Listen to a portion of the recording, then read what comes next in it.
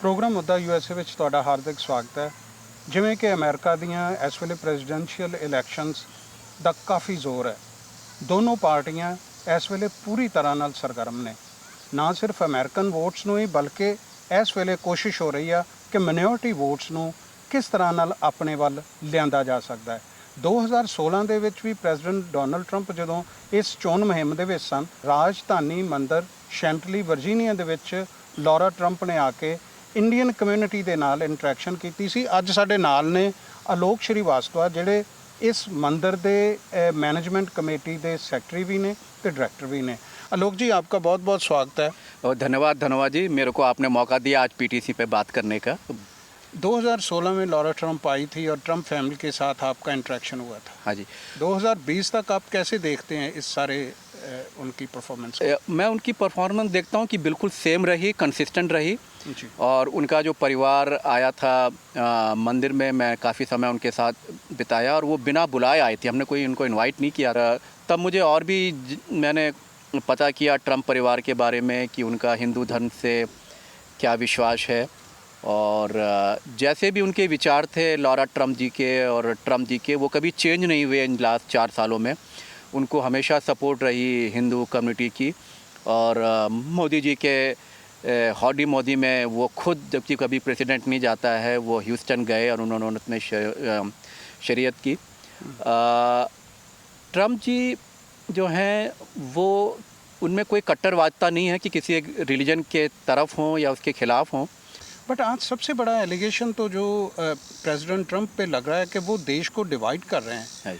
आप चाहे हिंदुओं की बात कर लें, चाहे मंदिर की बात कर लें, अब तो क्लियर कट डिमार्केशन है ना। जो डेमोक्रेट इस टाइम पे कह रहे हैं ब्लैक लाइव मैटर्स जो है, इतनी बड़ी मूवमेंट अब जोर फट गई है, तो इसको आप कैसे देखते हैं कि देश बंटा हुआ नहीं है? नहीं जी, ये सब मीडिया का प्रचार है। और मैं जिस कंपनी में काम करता हूँ, एग्जाम्पल जो है आज 30 साल से कर रहा हूँ और उस कंपनी के 4 बार ओनरशिप चेंज हुई। मेरे साथ तो उसमें मिलिट्री के तमाम लोग काम करते हैं, जो कि सब गोरे हैं, ज़्यादातर 80% वेटरन हैं। पर मुझे तो आज तक कभी कोई बात फील नहीं हुई इस तरह की, और ना ही लास्ट 4 साल में कोई फील हुई कि मेरे साथ फेवर नहीं हुआ या मेरे को उन्होंने सेकेंड टाइप से ट्रीट किया। तो ऐसी कोई बात नहीं है। ये सब मीडिया का एक परसेप्शन है इस तरह का जो है। और ट्रंप साहब जो है ना, वो कोई शातिर कोई पॉलिटिशियन तो है नहीं कि वो सिर्फ मीठी बात करें जो है और जो लोग सुनना चाहें वही करें। मुझे नहीं लगता कि उनकी कोई ऐसी पॉलिसी है कि उन्होंने देश को डिवाइड किया, बल्कि वो तो उनका तो ये कहना है कि सभी लाइफ मैटर करती हैं, ना सिर्फ ब्लैक बल्कि जो है इंडियन लाइफ भी मैटर करती है, हिस्पैनिक लाइफ भी करती हैं, और जो वाइट हैं सभी बुद्धिस्ट लाइफ सभी मैटर करते हैं। आपका इसके बारे में क्या कहना है कि पुलिस रिफॉर्म्स होने चाहिए या ये एक तरह से ब्लैक लोगों के ऊपर ज़्यादती है? नहीं जी, ऐसा कुछ नहीं है। पुलिस के लिए तो सभी लोग बराबर हैं, और क्योंकि वाइट लोग बहुत ज़्यादा हैं इस कंट्री में, तो उसी हिसाब से वाइट पुलिसमैन भी बहुत ज़्यादा है, उनकी मेजॉरिटी है। पर मुझे नहीं लगता कि वो किसी एक पर्टिकुलर कम्युनिटी के ख़िलाफ़ हैं। जैसे कि मैं वाशिंगटन DC में काम करता हूँ और जिस क्षेत्र में करता हूँ वहाँ बहुत ही ज़्यादा क्राइम है। तो वहाँ जो मरने वाले, एक मर्डर रोज़ होता है, वो भी काले हैं, और जो मारने वाले हैं वो भी काले हैं, और जो पुलिस वाले हैं वो भी काले हैं। तो ये कहना कि एक पर्टिकुलर कम्युनिटी ब्लैक्स ही ऐसा कर रही है, ऐसा या उनके खिलाफ़ है, ऐसा तो मुझे नहीं लगा। और क्योंकि इतने सालों से कभी कोई चेंज नहीं हुआ, तो लोगों की ज़रा ट्रेनिंग में भी कमी है, क्योंकि उनको जो बदलता हुआ माहौल है कि अब माइनॉरिटीज़ और डिफरेंट रिलीजन के लोग इस कंट्री में आ रहे हैं, तो उनके कल्चर के हिसाब से उनकी ट्रेनिंग हो। तो is a matter of training, और उनको थोड़ा सा अवेयरनेस का है।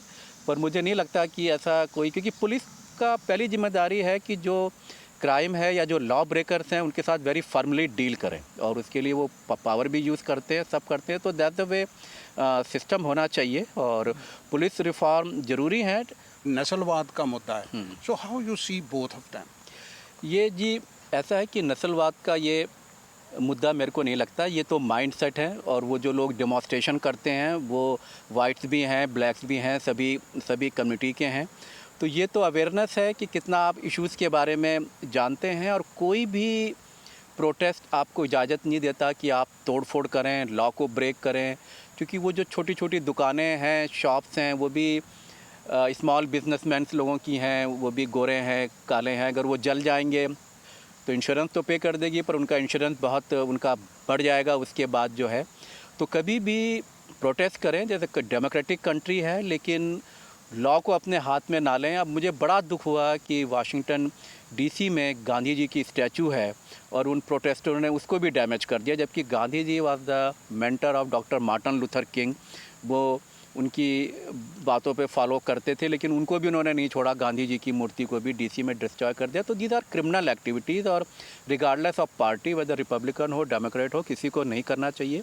Everybody has right to express themselves, but do it peacefully. मैं ये पूछूंगा कि उनकी जो स्टेटमेंट्स हैं, जैसे पिछले दिनों में पहले 2 बार वोट डालने की बात उन्होंने की, तो इस तरह की जो उनकी स्टेटमेंट्स हैं ये कहीं ना कहीं लोगों को, जैसे 2 बार वोट डालने के लिए नॉर्थ कैरोलिना के अटॉर्नी जनरल जो हैं वो कह रहे हैं कि दैट इज़ इलीगल। हाँ हाँ। और आप इसको कैसा देखते हैं? ये इस तरह नहीं लगता कि वो उकसा रहे हैं कि ये गलत काम है, चाहे इलीगल है करो? मुझे लगता है कि जो भी बातें हैं वो सेलेक्टिव ना हो, वो पूरे कॉन्टेक्स्ट के साथ बताई जाएं। जब उन्होंने नॉर्थ कैरोलिना में लोगों को कहा कि आप मेल से भी वोट करें और वहाँ पे भी जाएं, तो उन्होंने साथ में सेकंड लाइन ये भी कहा था कि इस तरह ये चेक हो जाएगा कि आपका वोट वहाँ रजिस्टर्ड हुआ या नहीं हुआ। उन्होंने कभी ये नहीं कहा कि आप वहाँ डाल के भी वहाँ वोट डालें, पर उन्होंने कहा कि इस तरह सिस्टम विल बी चेक, और उससे जो वहाँ पे ऑर्गेनाइजर है उनको डर रहेगा। Very strictly they will follow the rule, अच्छी प्रिपरेशन करके आएंगे और कोई फ्रॉड वोटिंग नहीं होगी। वो इस कॉन्टेक्स्ट में उन्होंने कहा। जी। हम अगर डोमेस्टिक इश्यूज़ के बारे में और बात करें तो हाउ यू सी कि जो करंट इश्यूज़ हैं, अब ये पेंडेमिक को अच्छी तरह से ना संभाल पाना, तो उनकी इस परफॉर्मेंस को, कोरोना को कंट्रोल करने के बारे में हाउ यू सी दिस? ये ऐसा है कि ये पूरे दुनिया में फैला है, सिर्फ अमेरिका में नहीं फैला। तो इसका मतलब कि हर देश के पॉलिटिशियन, चाहे वो इंग्लैंड है, फ्रांस है, रशिया, इसका मतलब वो सभी फेल हुए। इशू ये है कि China is not a democratic country. उन्होंने उसको हाइड किया वुहान में और उसको पनपने दिया, जिससे वो पूरी दुनिया में फैल गया। और ये कभी, क्योंकि पहले कभी हुआ नहीं था, तो कोई इसके लिए प्रिपेयर्ड नहीं था, उसको ठीक से हैंडल नहीं कर पाए। और प्रेसिडेंट ट्रम्प को जैसे ही पता चला, सबसे पहले उन्होंने चाइना का ट्रैवल बंद किया और चीज़ों को उन्होंने बंद किया। तो जो एज ए प्रेसिडेंट जो उनको एडवाइस किया गया, जो कर सकते थे उन्होंने किया। और ये कहना कि कोई दूसरा प्रेसिडेंट होता उसको बेटर डील करता, ये मेरे लिए जज करना मुश्किल है। प्रेसिडेंट ट्रम्प जो कर सकते थे, जिस तरह की उनके पास फैसिलिटी थी, जितनी इन्फॉर्मेशन थी, उस हिसाब से वो कर रहे हैं। और एक और बात आलोक जी बहुत चर्चा में है, हाँ जी, दोनों कैंडिडेट्स की एज को लेके जो हमारे व्यूअर्स हैं वो भी जानना चाहते हैं। प्रेसिडेंट ट्रम्प 74 ईयर्स, जो बाइडन 77 ईयर। हाँ जी। वो कहते हैं कि प्रेसिडेंट को कई स्ट्रोक्स हुए हैं, सीरीज़ ऑफ स्ट्रोक्स, और दूसरी तरफ से कई क्वेश्चंस हैं जो बाइडन की हेल्थ। आप इनकी हेल्थ को कैसे देखते हैं? भाई मेरी तो हेल्थ ये है, the way they are travelling and they are behaving. और जो यूएस प्रेसिडेंट होता है वो अपने 6 मंथली और एनुअल चेकअप के लिए मिलिट्री हॉस्पिटल में जाता है, Walter read hospital. Very thorough checkup होता है, और उन्होंने ऑलवेज मिलिट्री हॉस्पिटल ने उनको फिटनेस का सर्टिफिकेट दिया है कि उनको ऐसी कोई सीरियस बीमारी नहीं है। The way he walk and talk and everything. तो एज का असर हो सकता है। प्रेसिडेंट रीगन भी बहुत ओल्ड थे, प्रेसिडेंट जॉर्ज बुश सीनियर भी ओल्ड थे। तो is not a matter of age, how mentally and physically you are fit to do your job. और मुझे उसमें ये लगता है कि बाइडन साहब की वो बहुत बड़ी कमजोरी है। मुझे नहीं लगता कि वो फिजिकली और मेंटली फिट हैं, क्योंकि उन्होंने सारे कैंपेन में अपने को अपने घर के बेसमेंट में बंद रखा, उससे भी बाहर नहीं निकले। इवन जो उनकी स्पीचेस हैं बड़ी शॉर्ट होती हैं। इनका जो कन्वेंशन हुआ उसमें भी उनकी स्पीच शॉर्ट थी, तो मुझे लगता है कि वो ज़्यादा देर बोल भी नहीं सकते जो हैं। और नैन्सी पेलोसी साहब ने भी कहा कि आप डिबेट ना करें प्रेसिडेंट ट्रम्प के साथ, वो भी मुझे कुछ में भी संदेह लगता है। तो age is not issue, physical fitness is a issue, क्योंकि प्रेसिडेंट का जॉब जो है वो 24 आवर्स का है। और बहुत सी बार मिडनाइट अर्ली मॉर्निंग में प्रेसिडेंट को जगाया जाता है सिक्योरिटी रीजन से बताने के लिए। और so far president Trump did very well, ऐसा कोई इशू नहीं है। ही ट्रैवल्ड आल्सो, लंबी फ़्लाइट भी लेते हैं, इंडिया भी गए, नॉर्थ कोरिया भी गए, और जगह भी वो गए। और बाइडन जी ने जिस तरह अपने को कन्फाइंड किया हुआ है, बहुत ही लिमिटेड उनकी एक्टिविटीज़ हैं। तो मेरे लिए उनके लिए इशू ज़्यादा है एज का। और प्रेसिडेंट को तो वाल्टर रीड हॉस्पिटल ने फिटनेस सर्टिफिकेट दिया, तो मुझे इस पर इतना इतना ज़्यादा संदेह नहीं लगता इसके ऊपर उनकी हेल्प पर। लोग जी, अभी आपने बात की कि वो इंडिया भी गए, नॉर्थ कोरिया भी गए। ये फॉरेन पॉलिसी के ऊपर भी बहुत सारे क्वेश्चंस हैं प्रेसिडेंट ट्रंप के इस टेन्योर के बारे में, हम उसके बारे में बात करेंगे। हाँ। बट एक छोटी जी ब्रेक लेने ਆਲੋਕ ਸ਼੍ਰੀਵਾਸਤਵਾ ਜਿਹੜੇ ਇੱਥੋਂ ਦੀ ਇੱਕ ਕਾਫੀ ਵੱਡੀ ਕੰਪਨੀ ਜਿਹੜੀ ਇੱਥੋਂ ਦੇ ਡਿਫੈਂਸ ਦੇ ਨਾਲ ਡੀਲ ਕਰਦੀ ਉਹਦੇ ਵਿੱਚ ਵੀ ਕੰਮ ਕਰ ਰਹੇ ਨੇ, ਔਰ ਇਸ ਦੇ ਨਾਲ ਹੀ ਇਹਨਾਂ ਨੇ ਪਹਿਲੀ ਕੰਪੇਨ ਦੇ ਵਿੱਚ ਟਰੰਪ ਫੈਮਿਲੀ ਨੂੰ ਦੇਖਿਆ ਹੈ ਕਿ ਉਹ ਕਿਸ ਤਰ੍ਹਾਂ ਦੇ ਆਈਡੀਆਜ਼ ਲੈ ਕੇ ਇਹਨਾਂ ਦੇ ਕੋਲ ਮੰਦਰ ਦੇ ਵਿੱਚ ਖੁਦ ਆਏ ਸੀ, ਔਰ ਅੱਜ ਇਹ ਉਹਨਾਂ ਦੀ ਕੰਪੇਨ ਦੇ ਵਿੱਚ ਸਾਰੇ ਸਿਨੈਰੀਓ ਨੂੰ ਕਿਸ ਤਰ੍ਹਾਂ ਦੇਖ ਰਹੇ ਨੇ, ਉਹਨਾਂ ਦੀ ਫੋਰਨ ਪਾਲਿਸੀ, ਡੋਮੈਸਟਿਕ ਉਹਨਾਂ ਦੇ ਜਿਹੜੇ ਇਸ ਵੇਲੇ ਸਿਚੁਏਸ਼ਨਸ ਨੂੰ ਹੈਂਡਲ ਕਿਸ ਤਰ੍ਹਾਂ ਕਰ ਰਹੇ ਨੇ। ਪਰ ਇੱਕ ਛੋਟੀ ਜਿਹੀ ਬ੍ਰੇਕ ਤੋਂ ਬਾਅਦ ਫਿਰ ਗੱਲ ਕਰਦੇ ਹਾਂ।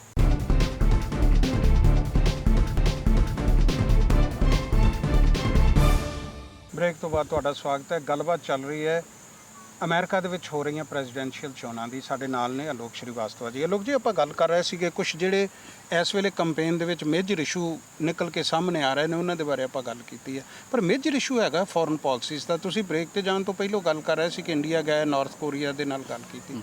ਨਾਰਥ ਕੋਰੀਆ ਦੇ ਨਾਲ ਇਹਨਾਂ ਦੀ ਗੱਲ ਕੋਈ ਸਫਲ ਨਹੀਂ ਹੋ ਪਾਈ, ਲੋਕ ਅਜੇ ਵੀ ਸੋਚਦੇ ਨੇ, ਔਰ ਇੰਡੀਆ ਦੇ ਨਾਲ ਤਾਂ ਨੋ ਡਾਊਟ। ਪਰ ਇੰਡੀਆ ਦੇ ਵਿੱਚ ਇਸ ਤਰ੍ਹਾਂ ਦੀ ਜਿਹੜੀ ਸਿਚੁਏਸ਼ਨ ਚਾਈਨਾ ਦੇ ਨਾਲ ਬਣੀ ਹੋਈ ਆ, ਪਹਿਲਾਂ ਤੁਸੀਂ ਸਾਨੂੰ ਇਹ ਦੱਸੋ ਕਿ ਜਿਹੜਾ ਇਸ ਵੇਲੇ ਸਾਊਥ ਏਸ਼ੀਆ ਦੇ ਵਿੱਚ ਸਿਚੁਏਸ਼ਨ ਆ, ਤੁਸੀਂ ਖੁਦ ਇਸ ਖੇਤਰ ਦੇ ਨਾਲ ਕਲੋਜ਼ਲੀ ਜੁੜੇ ਹੋ, ਤੁਸੀਂ ਕਿਵੇਂ ਦੇਖਦੇ ਹੋ? ਚਾਈਨਾ ਜਿਹਦੇ ਕੋਲ ਫੌਜ ਵੀ ਕਾਫੀ ਵੱਡੀ ਹੈ, ਇਕਨੋਮਿਕਲੀ ਬੜਾ ਸਟਰੋਂਗ ਆ, ਔਰ ਜਿੰਨੀ ਟੈਨਸ਼ਨ ਇਸ ਵੇਲੇ ਇੰਡੀਆ ਦੇ ਬਾਰਡਰ 'ਤੇ ਆ, ਤੁਸੀਂ ਸਮਝਦੇ ਹੋ ਕਿ ਪ੍ਰੈਜ਼ੀਡੈਂਟ ਡੋਨਲਡ ਟਰੰਪ ਦਾ ਸਟੈਂਡ ਜਿਹੜਾ ਆ ਉਹ ਬੜਾ ਦ੍ਰਿੜ ਹੋਵੇਗਾ? हाँ जी, इसमें तो अब तक जितने भी प्रेसिडेंट थे उसमें जब मैं इतने सालों से यहाँ पे हूँ, मैंने पहली बार प्रेसिडेंट ट्रंप को ही देखा कि जो इतना फॉर्मली इंडिया की सपोर्ट में है। जी। और जब से कोल्ड वार ख़त्म हुई है रशिया, तब से हमें उम्मीद थी कि अब वर्ल्ड में पीस होगी, लेकिन एक चाइना एक नया खतरा बन के आ गया है। और China is much bigger country, उसकी पॉपुलेशन यूएसए से 4 टाइम्स है, उनकी जो नेवी है क्वांटिटी वाइज यूएसए से बड़ी है, फौज सबसे बड़ी है, और साउथ चाइना में अपनी वो दादागिरी कर रहा है। तो जो डेमोक्रेटिक कैंडिडेट हैं बाइडन साहब, उनकी पॉलिसी ये है कि we are friend with everybody. So if you are friend with everybody then you are not friend with anybody, okay, because you can not please everybody जो है, तो you have to take stand somewhere. और तो president Trump साहब ने जो भी अपनी उनकी फॉरेन पॉलिसी थी उसमें उन्होंने क्लियर लाइन सैंड में ड्रॉ करी कि ये हमारी प्रायोरिटीज़ है, ये हमारे एलाइज़ हैं और ये हमारे एलाइज़ नहीं हैं, और हम इनको सपोर्ट करेंगे। और बाइडन साहब ने कहा कि जो चाइना और इंडिया आपस में बात करके रिजॉल्व कर दें। इंडिया चाइना दोनों बहुत बड़े कंट्री हैं, बातचीत से तो रिजॉल्व कर ही लेंगे वो, लेकिन जो है इशू ये आप किसको सपोर्ट करते हैं, आप किसकी साइड में हैं। और प्रेसिडेंट ट्रंप साहब ने वेरी क्लियरली कहा कि वी आर विद इंडिया, और जो चाइना ने एग्रेशन किया है वो उसको वो बंद करे और अपना जो है पीछे जाए। Similarly take the case of Israel.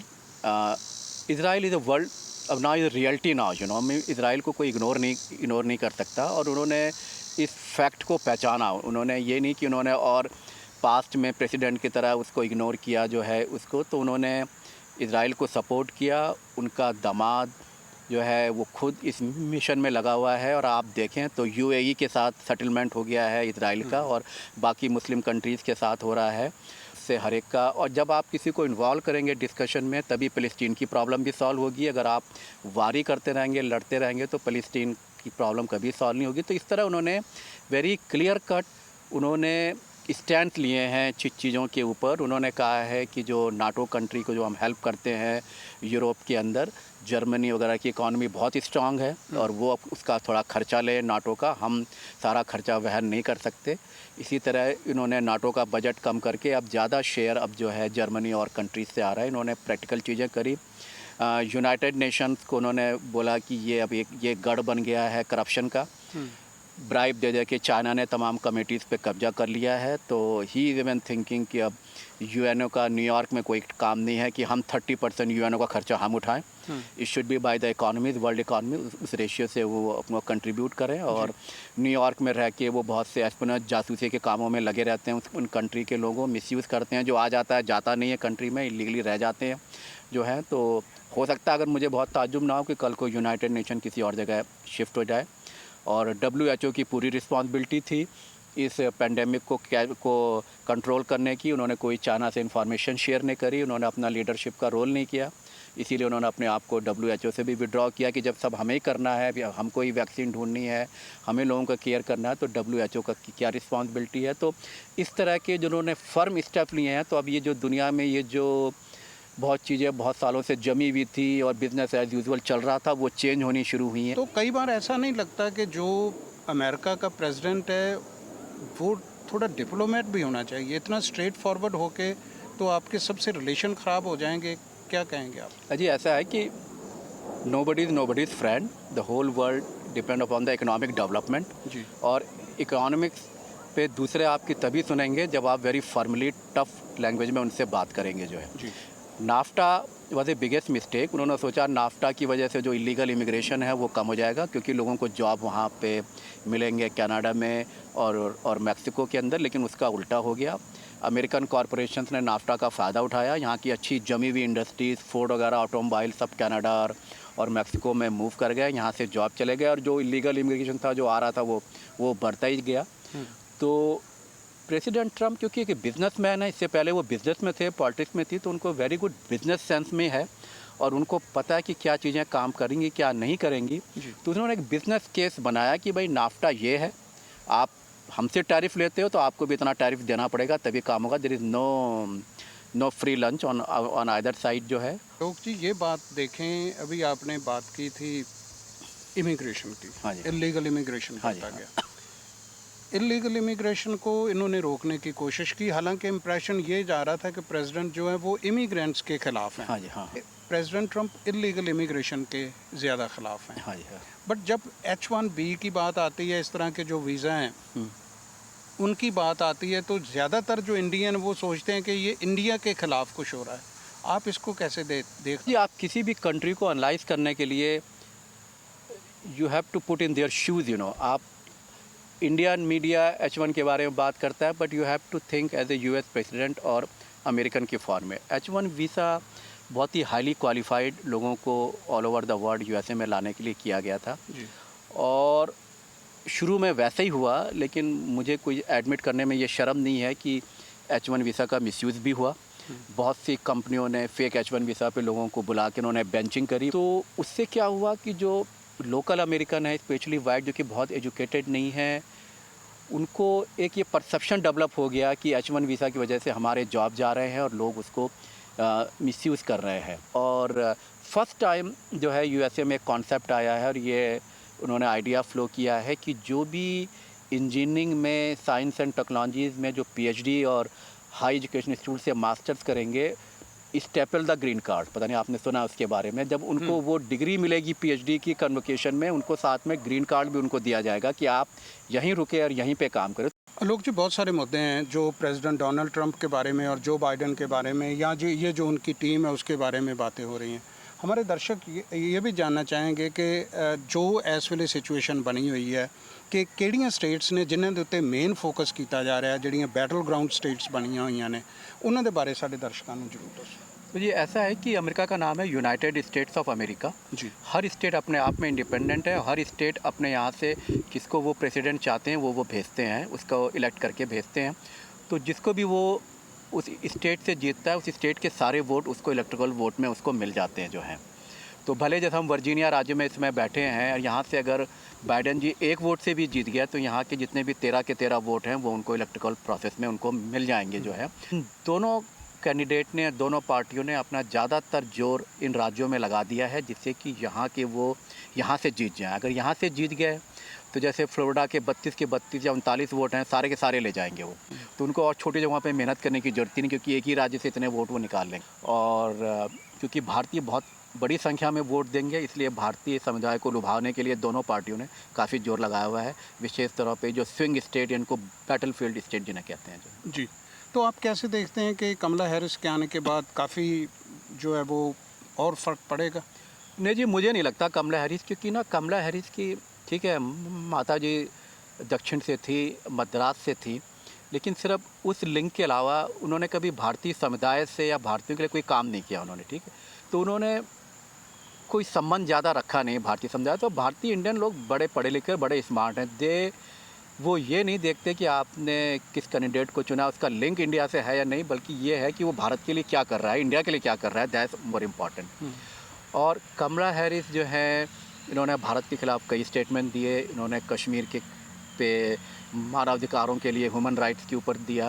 Rights की बात तो लोग जी बहुत जगह पे चली कि कश्मीर में ह्यूमन राइट्स इतने दिनों तक बंद हैं, लोग घरों में बंद हैं, उनके फ़ोन बंद हैं, सब कुछ बंद था। तो ह्यूमन राइट्स की बात उठाना तो मेरे ख्याल में कोई गलत नहीं था। नहीं, बिल्कुल अच्छी बात है, लेकिन you have to see in that context. और ये लोग जो बनते हैं अपने को ह्यूमन राइट्स के नेता, ये यूनिवर्सल होना चाहिए, हर एक के लिए होना चाहिए, ना सिर्फ कश्मीर के लिए जो है।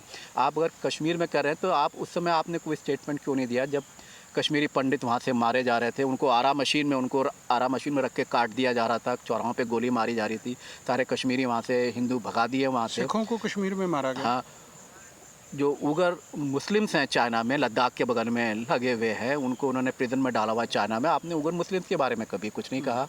आपके है इतने सिख और हिंदू पाकिस्तान में मारे जा रहे हैं, उनके बारे में आपने कभी नहीं किया। तो आप कश्मीर इतना क्यों सेंसिटिव हो गया क्योंकि क्या आपने चंदा खाया उन जगहों से और चीज़ों से, तो आप उनके बारे में स्टेटमेंट दे रहे हैं। It's good to have human right के आप प्रवक्ता है, लीडर है, वो शुड बी यूनिफॉर्म, हर एक के लिए होना चाहिए, आपके लिए सभी लोग बराबर हैं। और वापस आए यहाँ अमेरिका की सियासत में, तो हाउ यू सी, जैसे अभी तक तो ये मुद्दा काफ़ी गरमाया हुआ है कि वो कह रहे हैं जी ये जो डेमोक्रेट हैं ये चाइना की तरफ ज़्यादा जा रहे हैं, और वो कह रहे हैं कि ये रिपब्लिकन प्रेसिडेंट ट्रंप का रशिया की तरफ है। तो इस सिचुएशन में हाउ यू सी कि क्या होगा?